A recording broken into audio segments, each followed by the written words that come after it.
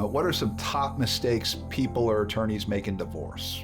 Number one, maybe failing to conduct financial discovery on the other party, and then financial discovery is closed, and then realizing, oh, I think they may be hiding assets. It may be too late to conduct financial discovery, and you may be prejudiced by it because the court may not be able to hear that evidence.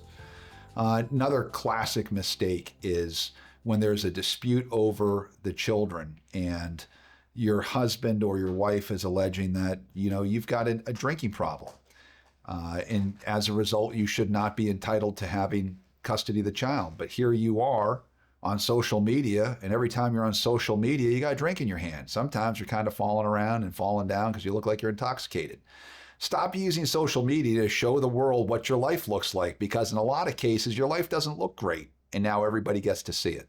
Another classic mistake in divorce, and I would say this is probably the number one mistake, and that is going alone on your divorce, not having an attorney involved. By the time you realize that you've been getting steamrolled, it might be too late. I can't tell you how many times we get calls from folks saying, I didn't think I needed an attorney. I thought this would go smoothly. My soon-to-be ex-spouse retained an attorney. I was assured everything would be okay. And now the case is going to trial.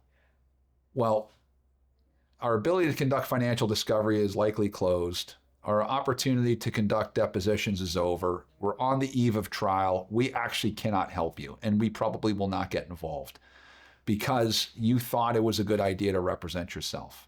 Another classic example people make that are mistakes in divorce are not mediating in good faith, meaning they really just want to have a fight. And so they go into this mediation either unprepared or really unwilling to come to terms and try and reach an agreement. That can backfire because it's possible, though unlikely, you could be found to have mediated in bad faith and that you would then be sanctioned by the court for it. And also, if you go into this with the idea that you just want to have a fight, you're foreclosing the opportunities to have an agreement and make this a more smooth process. Just because you're going through a divorce and just because you don't agree with your spouse doesn't mean this has to be a fist fight. It can be resolved by agreement, especially through mediation. So don't foreclose mediation because you think your case is going to trial. Use that as an opportunity to see what can be done and resolved. Another classic mistake we see for people conducting divorce is when a divorce has been filed, an injunction goes into place. That injunction says there'll be no wasting of marital assets, nor will they be taking on any new debt, unless it's to basically maintain your standard of living, to pay for attorney fees, the normal life course actions.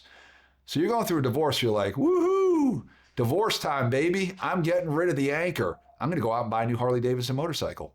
Guess what? You have violated the injunction. You're in trouble. And that's going to be a problem for you because you've now added marital debt where it wasn't present before, and you violated the injunction. There could be sanctions. It's just a bad idea to start taking on new debt. Opening up a bunch of new credit cards and running them up is another thing we see happen. Someone bringing on new debt after they file for divorce. Don't be that person. So if you don't want to make these type of mistakes and other mistakes in your divorce, before you start the process, why don't you think about giving the attorneys at the Maine Divorce Group a call? We're here and ready to roll when you are.